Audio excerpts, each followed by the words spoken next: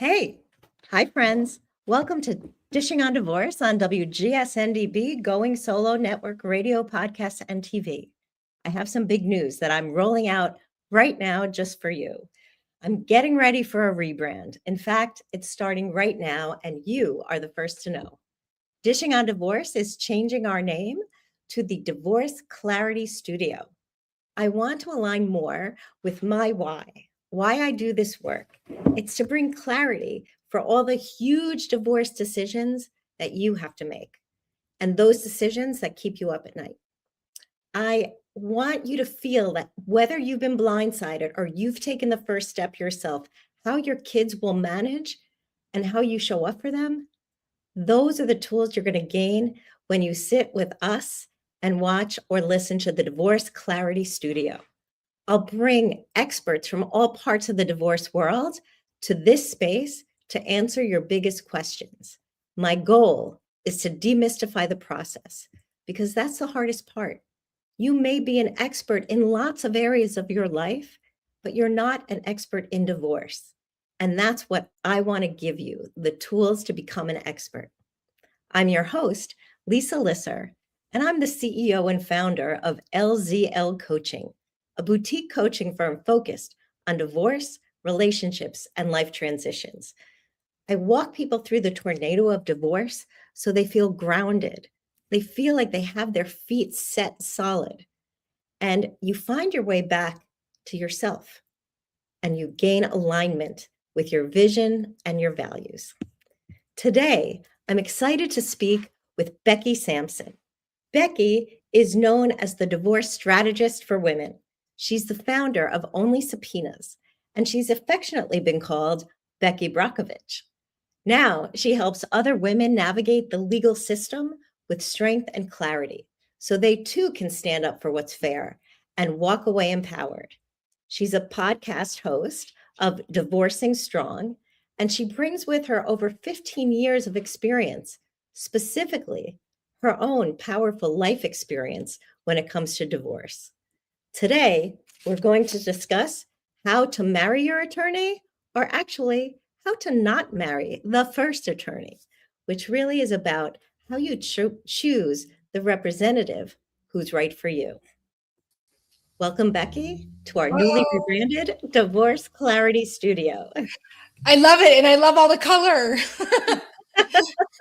It's bold and bright, and I love that. That's what we need when in this space, honestly. Yeah. So congratulations on rebranding. Thank you. Thank you so much. So you've done a lot of rebranding in your life, and haven't we all, everyone in this divorce space? So I always start my interviews with asking you, what's your story? How did you get to this work? Yeah, you know what? I start my podcast to say, actually, you've been on my podcast. You come on my show. And it's, I love that question because it really gives you the feel for like, okay, what got us to this point? And because most of us don't wake up in the morning as a little child or a teenager going, yeah, I'm going to be in the divorce space, right? Right. Like that just doesn't happen. And I, of course, never thought that this was going to happen with me either. So I've been divorced, not just once, but twice, and I'm happily married now to the love of my life. So thank goodness for that. So I just love to bring people hope that that's the case. But, you know, as a young child, I've always wanted to get married, and I was 29 before I got married the first time, and ended up having you probably don't know this, but I had 3 miscarriages my first year of my first marriage. And looking back now, you know, sometimes it's always hindsight to go, man, I wanted kids more than anything. I always have, and I've never been able to have them. But after going through that divorce, I realized I'm glad that I didn't, just because I see a lot of difficulties when it comes to divorcing, and then you have kids and having to put them back together. Kids are very, very worthwhile. However, that wasn't a challenge that I had to do. So I was single for actually, one of the biggest things that happened to me at that point is I lost 130 pounds, got divorced, hit my goal weight for the first time in my life, and quit my job all in July of 2010. Incredible. So talk about a reset, rebrand. Like I had a whole new body, whole new experience in dating. and went out and started doing a lot of in radio. And that was actually where I first found my break. Is I was reaching out to someone to tell my story on TV, and she goes, well, why don't you come on my radio show? And next thing I knew, within a couple months, she was giving me her radio show to be the host. And I was like, I mean, this is like a real studio. Like I went in and had somebody, I think I paid her like $25 or something to like produce my show. And it was 2 hours. And my girlfriend's like, I'm like, what do I talk about? She's like, 2 hours? I'm like, she just goes, Becky, you can do it. And I just 3, 2, 1. And I'm like, what? I'm like crying. And I started down that road and public speaking and radio, internet radio before it was called podcasting.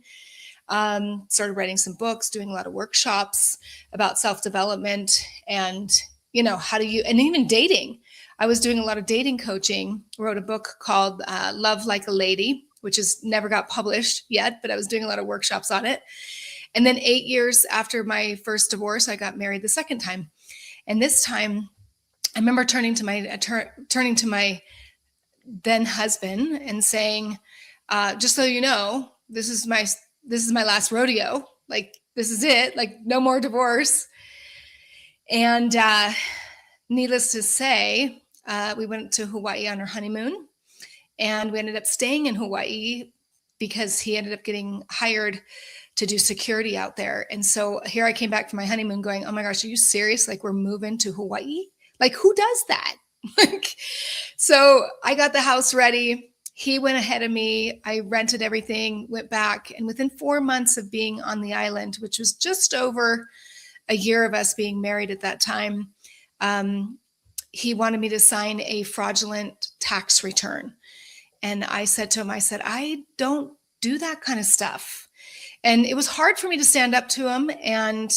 But however, the moment I stood up to him, about 10 minutes later, he turns to me after I said to him, I don't do that. And if that's what you're going to put on the tax, I'm not going to sign it. And within 10 minutes, he says, we need to get divorced, and we need to get divorced fast. Wow. And yeah. And I was like, what? Like, I just packed my whole life up to live in Hawaii for 2 to 5 years. It's 4 months into it, and you want a divorce? Like, so a couple of weeks later, I sat him down and I said, can you tell me like everything that's wrong with me? Like, what is it that's so bad that we have to go towards divorce? And I remember he said the best thing he could have ever said to me after he made a list of all the things. By the way, I had a little booklet. Most people know that I don't go anywhere without something like this. And I just started writing down all the things that he would say. And I was like, okay, what else? Okay, what else? And eventually he turned to me and said the best thing he could have ever said to me, which was, Becky, I'm having a really hard time seeing the value that you bring to my life. Wow. Yeah.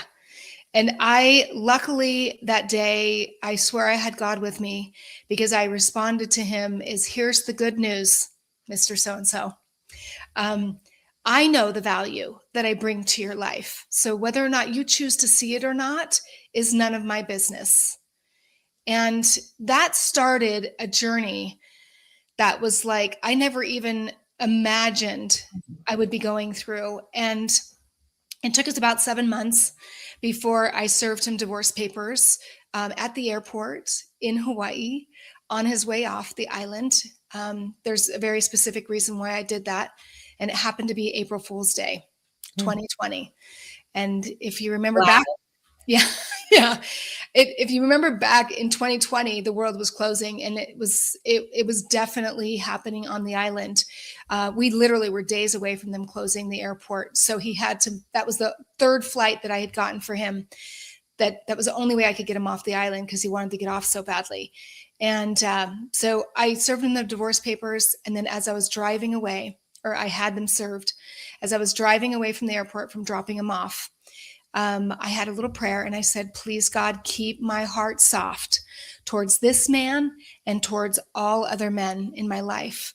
And I had no idea that I'd be facing a 3.5-year court case up against 5 attorneys, mostly representing myself during that process, 21 hearings, 21 subpoenas that I learned how to master.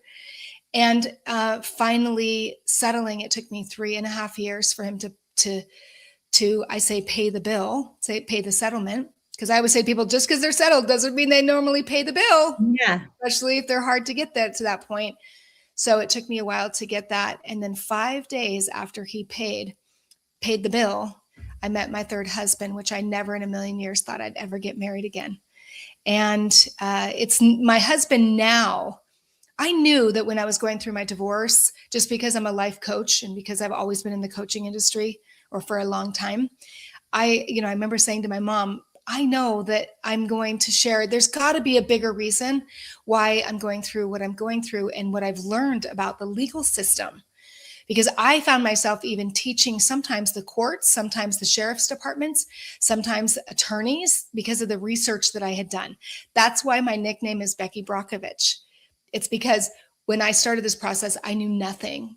I knew nothing. And now to be able to empower women and men, because it happens to men too, that they get taken advantage of. And so I'm so, this is such a beautiful space to be in, because it's very rewarding when you're able to help someone advocate for themselves. Wow. There's so much in your story. Yeah. It's so powerful. Thank you for being vulnerable and putting yourself out there every single day. Because when we're learning something that we've known nothing about, we are in a vulnerable place because we have to say, I don't know. Mm-hmm. But what you have done is taken that lack of knowledge, become an expert, and now are sharing the expertise so that other people don't have to go through quite as much trauma as you went through. And that's a gift. And what I realized is that there's nowhere are we learning about the legal system unless you're stuck in it. Right? Mm-hmm. So nobody teaches you what judges are looking for. Nobody teaches you how to hire an attorney. No one teaches you how to even work with an attorney if that's what you go. No one's teaching you that you don't even have to use an attorney during a divorce, because that's one of the first things that you're told is, oh, you need to go get an attorney. Well, no, that's a very combative move for most people. And even subpoenas, even though I'm in the subpoena business, I tell people all the time, don't start with the subpoena, because it's always a better idea if you can sit down, work together collaboratively or with a mediator before it starts getting, because it gets incredibly expensive. My former husband, the only reason why I know this is because I subpoenaed every single record.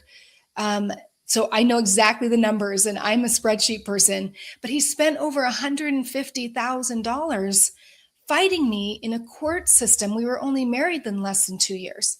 We were only together less than 2 years.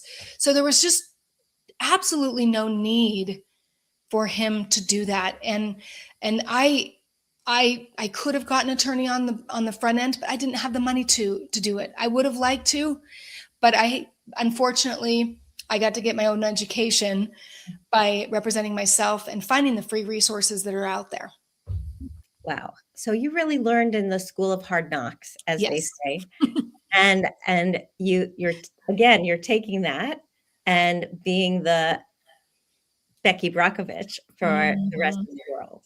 So if people don't know, Erin Brockovich was a woman who, I think she started as a paralegal, and she investigated pollution cases and how it was impacting a community. And she turned things around. It was a movie with Julia Roberts. People of a certain age might not know the movie, but it was really wonderful to watch, and she has a great story.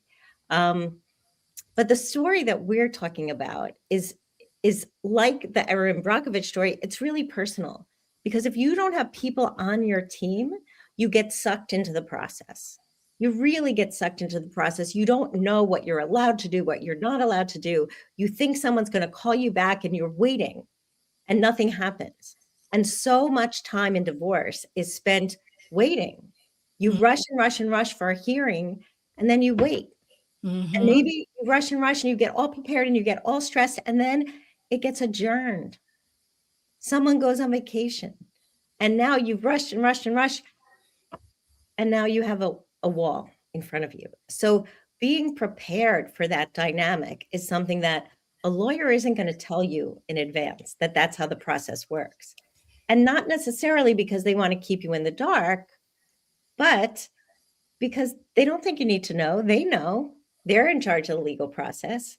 So you're offloading some of that responsibility, but at the same time, then you're losing part of the information channel by hiring the attorney.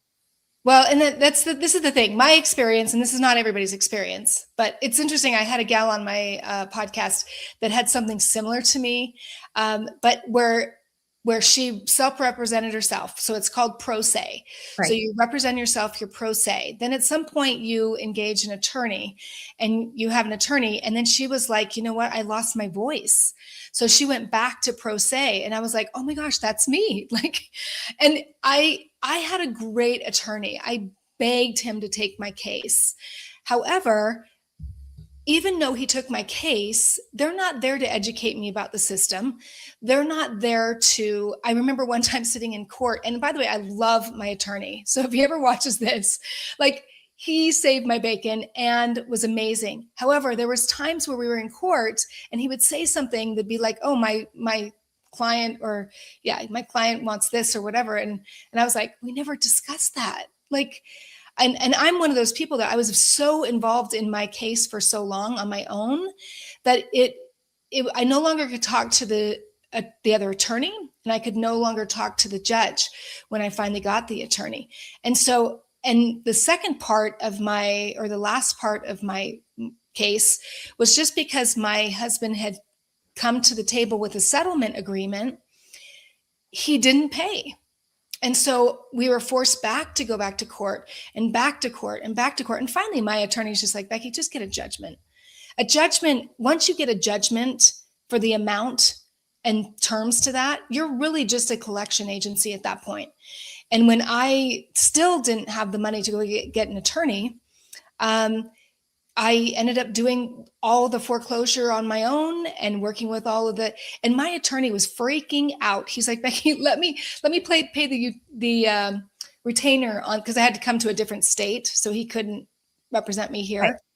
And so, and I said to him, I said, look, Sam, I said, even if you did that, even if you did pay the retainer of the $3,000 or $5,000, whatever it is, they're going to blow through that within a couple of weeks. And then what?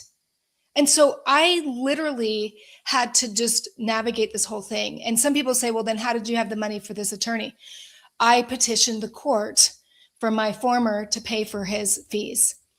And because this was not, I mean, the court could see, the judge could see I was doing everything in my power to get this thing finished. And she was just like, look, you need to get an attorney. And by the way, no judge, I don't think it's legal. I'm not an attorney, but I don't think it's legal for a judge to force you to get an attorney.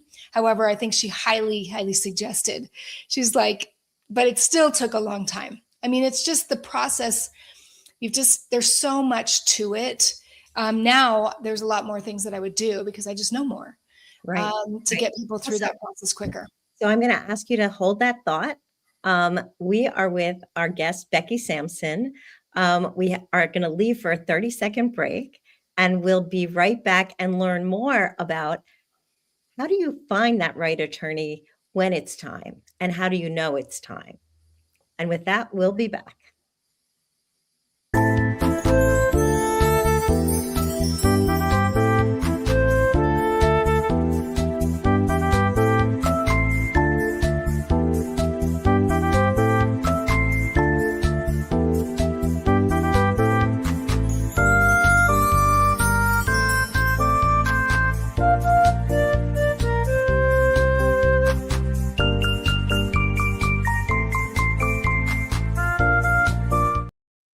And we're back with my guest, Becky Sampson, the designer of Only Subpoenas. She navigated her divorce for the most part by herself, her second divorce. And she's here to help us walk through the process of, she walked through most of it alone, but there came a time where she really did need to hire an attorney. Mm-hmm. So how did you reach that realization? And what did you look for when it was time to find the right attorney? Well, so the day that he threatened divorce, I reached out. I mean, I was fairly new. I was only 4 months on the island. Yeah. So I reached out to friends, which is very normal, what people do. Reach out to friends that I had met through networking, because at that point I had started a TV show and started having some guests. So I reached out to these beautiful ladies. And I said, "Who do you know? Because I don't know anybody." So they gave me a referral to two different people. There was and I got on the phone call and did the phone call and did an initial consultation.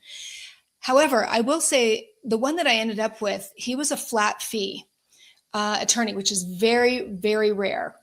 But his flat fee was pretty Yes. expensive. Tell us what that means. So flat fee means I'll do your whole court case. I'll get you divorced for a flat fee. So it could be take a month or two. It could take 2 years. It could take whatever it is. They, one of the things you have to remember is that an attorney is taking a consultation and interviewing you just as much as you're interviewing them. They want to know the details of your case. They also want to know what resources you have to pay them, right? Yeah. And so these two attorneys I had called, one of them I actually went and paid to do a consultation with him, which I would never, I personally would never do that again, because that was something that I sat there for an hour and a half and I was crying my eyes out. I was very emotional. I brought him financials and he just literally just sat there and looked at my financials for 15, 20 minutes without saying a word to me.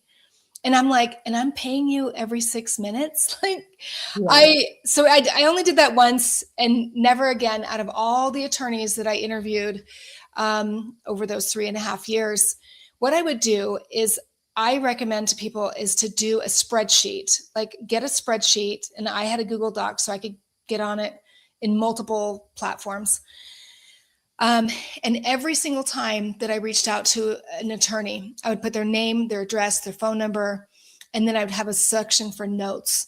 Do they do a free consultation or do they do a charge, consultation? Who's the person or the paralegal that I need to talk to? And then once I would talk with them and tell them about my situation, I would then write my own personal notes about how I felt about them. Because one of the things I always recommend too is when you are interviewing and looking for an attorney, especially if they're doing a free consultation, be respectful to their time, because they're doing a free consultation because they're looking for future clients. So even if you're not in a position to hire them, always give them the respect at the end of the call and say, "Hey, just so you know, I've got a spreadsheet. I'm keeping track of your information. Can you give me an idea of what your retainer would be?" A retainer is to retain them as your attorney. What's your process? How much is it? What's your hourly rate? Things like that, so that you can let them know, look, I'm going to keep you in mind when and if I get to that point that I can come back. And I literally, out of all the people that I interviewed, I had ones that I went back to and I was like, look, I'm getting close to doing this. So that is how, and the funny thing is now I do subpoenas and I'm like calling them all going, "Do you remember me?" Like I was that crazy girl from Hawaii. But yeah, they're interviewing you just as much as you are interviewing them. Right. And you're looking for a personality match. It's just like dating. That's why I say do not marry the first divorce attorney you meet, because I can't tell you how many, Lisa, and you've probably heard the same thing being in the space where people hurry and hire an attorney and then they realize that they're not compatible in their communication. Yeah. In representation, my attorney's not doing anything. You hear that kind of thing. But there's a couple reasons for that, because one of the things from my personal experience is that you can't just hire an attorney and then start demanding you do things a certain way, because they've been an attorney. They have ways of doing it. The best way is before you even hire them and say, how do you best communicate with people? So actually the best way is to hire a coach to help you plan for your interview with your attorney. Yes. Because very often 9 times out of 10, people think the first thing they have to do is hire an attorney. When really there are so many steps you can take to prepare for divorce before you hire the attorney. You know, what you have to learn to get the foundation, to get the grounding while you're in the emotional overload is really significant. Because if you're meeting the attorneys when you're in emotional dysregulation, you're not going to be clear about what you communicate. You're going to look panicked and look like you need saving. They're going to see you as someone who's not competent or that needs, to be rescued from themselves. So there's a lot of judgment that happens in that first attorney interview. And you're probably terrified because this means you're really starting, right? It's just taking that first step is so scary. So that's why I suggest that people sort of like level it down a little, turn it down a notch, and meet with someone who could walk you through your questions so that you spend the most efficient time when you are talking to the lawyer, to the high-priced professional. The divorce coach and the CDFA, which is the Certified Divorce Financial Advisor, they're always lower in price than the actual attorney. Yeah, which I don't think most people even know that divorce coaches are out there. And that's one of the things I love what you do, Lisa, is because this and with these podcasts, the more and more we get out there, the more people realize that they have options. Yes. Because that's what I'm saying is that for being in the island where I didn't have to work. We had plenty of money that we made. But when you're left with nothing financially, and me going and spending $365 or something, that of money I didn't have just to cry. I didn't even know that there was divorce coaches out there. I didn't know that there was people, and literally that can save you thousands and thousands of dollars before you go to an attorney, because they're just, many of the attorneys don't have, they just don't have the time, nor do you want to pay them to teach you what a divorce coach would teach you. I mean, one of my clients I have right now, she's just like, Becky, there's just no way that an attorney would spend this much time with me. And I want her to be educated. I want her to understand the legal system. I want her to understand her rights. I'm not an attorney. I don't give legal advice. I just explain the process. Yeah. And then they get to decide what they do. Well, you know the process, and you know what matters to the divorcing person much more than the actual attorney knows, because they know what matters to them as the legal representative of the case. But they're not sitting in the shoes of the person actually getting the divorce, right? Who is feeling so much uncertainty and so much is unknown, and they don't know the judges and they don't know the process, and they go through a metal detector just to get into the hearing. And even that can be scary, because just being in a courthouse can be terrifying. So now a lot of hearings are on Zoom, so it's a different experience. Yeah. But at the same time, you build it up. And so that's where a divorce coach can help you moderate your emotions so that you're feeling more settled and grounded, and your expectations are not quite as high for each legal touch point, right? When you have a legal touch point, like a hearing or emotion, you're like, oh my God, everything is on this. And then it gets adjourned 5 minutes before it's supposed to happen. So that stuff happens all the time. I mean, I can't even tell you how many times, you think you're going to know what it is. And I mean, any attorney will tell you this too, right? Like, nobody can guarantee you any kind of result, because a judge could be having a bad day, be having a good day. You could get a judge go into court and come to find out. I mean, like the day that I got awarded alimony, like a temporary alimony while we were going through, was because the original judge that we had was out sick that day, and there was a new one, and he's like, oh yeah, definitely, like bam. I'm like, what? I mean, there's so much that can happen within that legal system. And the worst thing that you can do is go in there with your emotions and lead with the emotions. And that's what a divorce coach does, is helps prepare you for that mentally, to be able to, because that will wreck you. If you end up, hopefully you never see inside of a courtroom, even if it's on Zoom. Okay. Like my first divorce, we never saw any attorney. We didn't see any mediator. We didn't see any judge. We just went to a notary, signed off, Wow. and went our ways. But the second one was so, I, look, I believe everything happens for a reason, Lisa. Okay. And I now looking back, now that I'm on the other side of it, I'm really grateful for what I've learned through it because I can help support other people. However, I would never, ever wish Mm, that experience on anybody. And I've met people also in this space that have had way worse than I have. So it's not a competition. It's not, but it's so important and vitally important that you put the right people in place to be able to support you through it. And one thing is that they need to know that there's options. right. Once there's options, now it's like, okay, now I can breathe. And now I've got a divorce coach that can help me Right. navigate so I don't do the really expensive mistakes, which is hiring the wrong attorney. Right. Right. Because what we all know is that hiring the wrong attorney who's there to fight for you, to get you everything that you could possibly be entitled to, that person might not be looking at the communication dynamics. That Mhm. person might not be looking at, how many kids you have and whether you can afford to take the house if you have to refinance the mortgage. These are not necessarily questions that lawyers really ask. I know when I was going into my last mediation, the associate came up to me and said, "Do you want the house?" And I was like, "What?"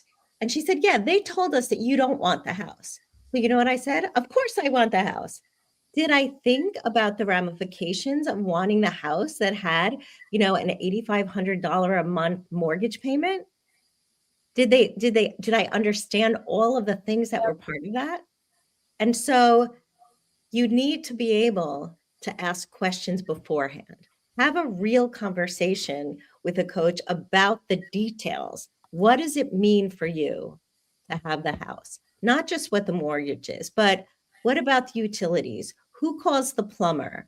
What happens if you have a flood? Can you afford a new roof? All of these questions are very literal, concrete questions. What does it cost to shovel snow? I mean, you're in Hawaii, or you were in Hawaii. I'm in New Jersey now. It is freezing and there are 6 inches of snow. Oh. So this happens. Snow happens. And the Mhm. questions include all of that.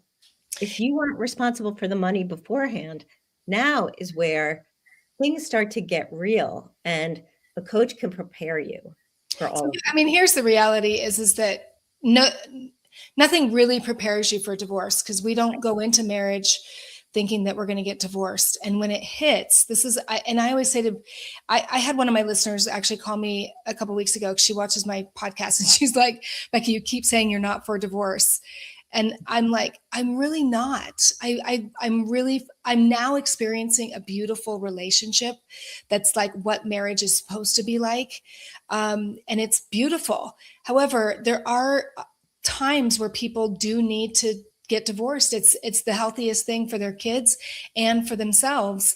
And my thing is that when that happens, even though you didn't plan on it, when that happens, at least do your due diligence. And I have found that most people that get referred to me are more family and friends that know that I'm in this, and they're like, we don't know what, oh my gosh, you need to talk to this person, because it's not usually the one that's going through divorce, because they're not necessarily thinking, oh, I need this and I need that and I need that. They're just, our brains. I mean, my client the other day said, she goes, "Becky, like, I can't even think straight." She goes, "I hope you know that this is not really me." Like, I said, "Honey, I get it. Like, Yeah. I've been through it, not just once, twice. Like, I get what it feels like to feel totally in shambles." Yeah, but and you also know that divorce doesn't have to be take it to the mattresses. Exactly. Divorce can be more peaceful. You've had both experiences, even Mhm. though both of them were shattering in their own ways, but you don't have to do it just the litigious way. In fact, I completely urge people to think about mediation, Yep. plan for mediation, think about who are the professionals you need. And that is a calmer and more controlled space for you to get what you need. Well, and even if somebody says, just like me, because mine was so high conflict, I mean, he would not budge. And I was confident it was going to go to trial. Like they say, 97% of all divorce cases are settled outside of court, Yeah. settled like out of trial. And he settled the day of trial. So I was like, I swear to you, we're going to trial. I swear to you. And then all of a sudden he settles. And I want people to know, even if you're in that kind of a high conflict, you can still have a peaceful heart.